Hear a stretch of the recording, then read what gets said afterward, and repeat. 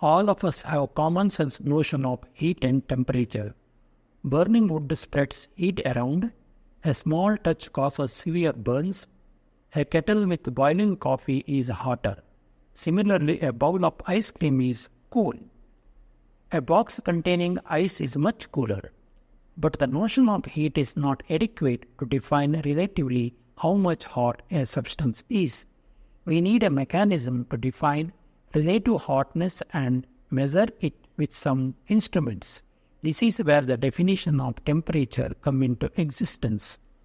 So by definition, temperature is a measure of relative hotness of a body.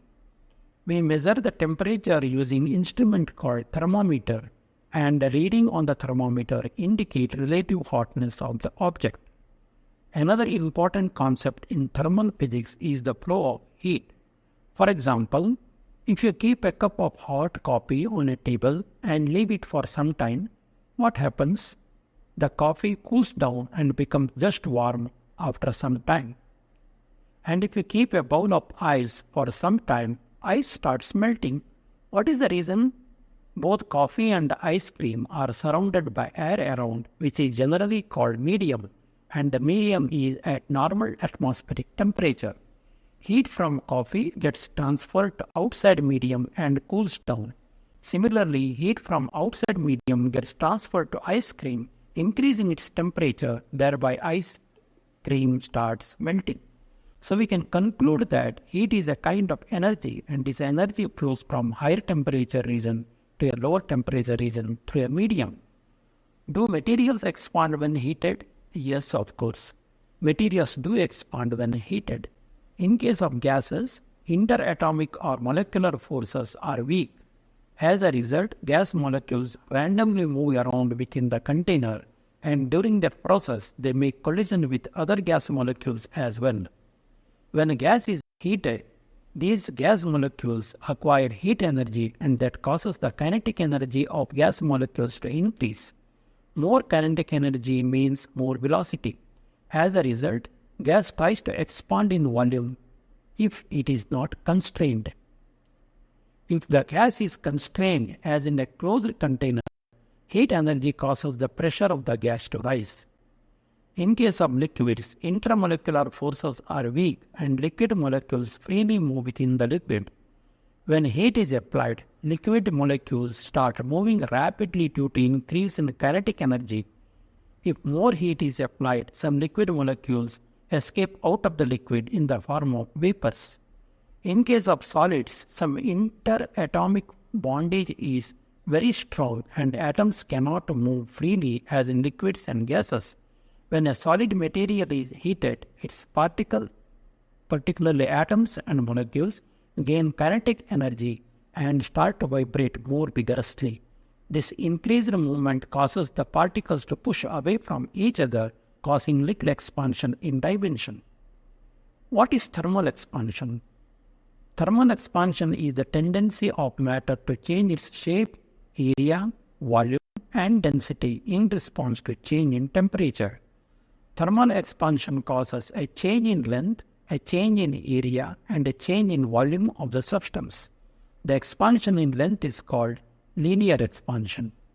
Let the material be in the form of a long rod. Let the original length equals L and temperature T. When heat is applied, the temperature of the material changes by delta T, and the length of the material changes by delta L. The ratio of change in length to original length, that is, delta L by L, is proportional to change in temperature delta T. This proportionality constant is called coefficient of linear expansion alpha L. The diagram shows coefficient of linear expansion for some materials. For aluminium, it is 2.5 into 10 raised to minus 5 per degree Kelvin, and for lead, it is 0.29 into 10 raised to minus 5 per degree Kelvin. If the material is in the form of a sheet, the area also expands due to increase in temperature. The expansion in area is called area expansion.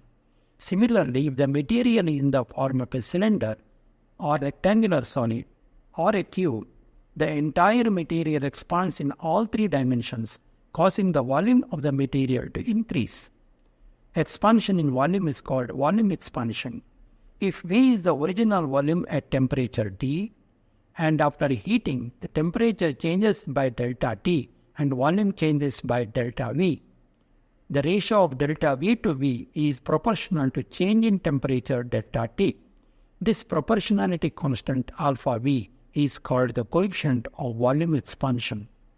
Note that for gases, alpha V is not constant throughout the temperature range.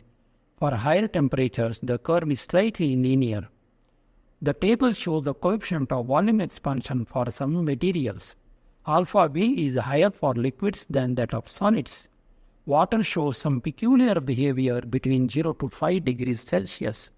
As temperature increases from 0 to 4 degrees Celsius, the volume decreases and volume is minimum at 4 degrees Celsius. And after that, volume starts increasing. So we can say that the density of water is highest at 4 degrees Celsius. Gases expand more than solids and liquids because of weak intermolecular forces. Gas molecules acquire more and more kinetic energy as temperature increases. Higher kinetic energy means higher velocity of gas molecules spread apart more. From the ideal gas equation, we have PV equals mu RT, where P is the pressure, V is volume, T is temperature, R is universal gas constant, and mu is proportionality constant. At constant pressure, delta V by V equals delta T by T. This means that alpha V decreases with increase in temperature.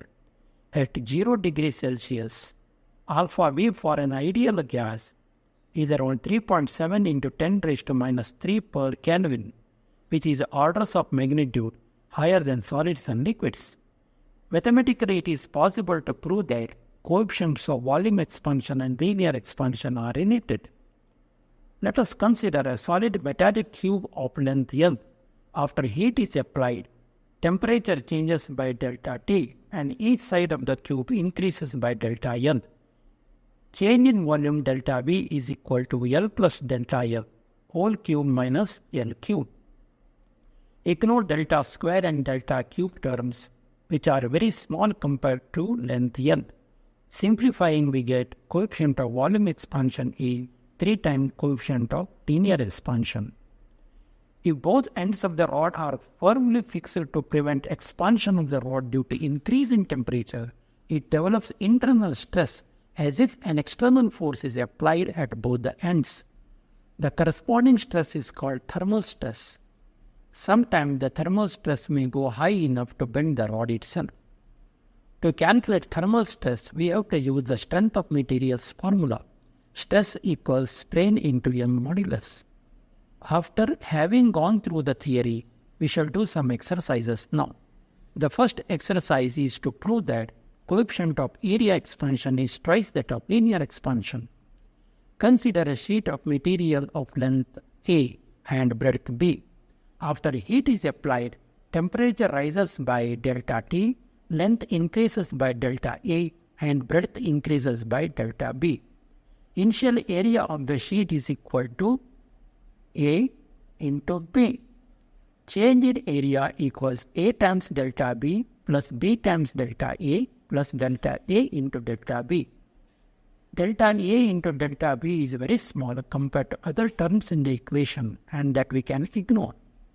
After simplification, we get delta A by A equals 2 times delta L times delta T. In the second exercise, a blacksmith fixes iron ring on the rim of the wooden wheel of the bullock cart. The iron ring is just smaller than the rim diameter. He is required to heat the ring to expand it so that he can firmly fix the ring onto the rim. Here we will have to calculate the change in length of the ring required to fix it to the rim. Initial temperature is 27 degrees Celsius.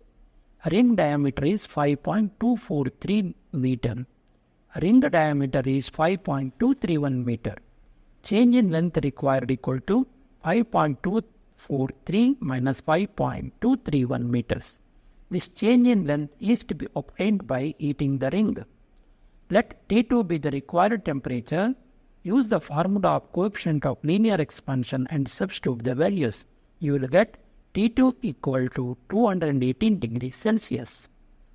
In exercise 3, we have to calculate the stress developed in the rod after heating because both ends of the rod are firmly fixed and the rod cannot expand. First, calculate the strain in the rod using coefficient of linear expansion formula. We get strain equal to 1.2 into 10 raised to minus 4. Young's modulus of steel is given. Stress divided by strain equals Young's modulus. This formula is from physics topic strength of materials. Stress is change in force divided by cross-sectional area. Substitute the given values. Stress equals 10 to the power 5 Newton.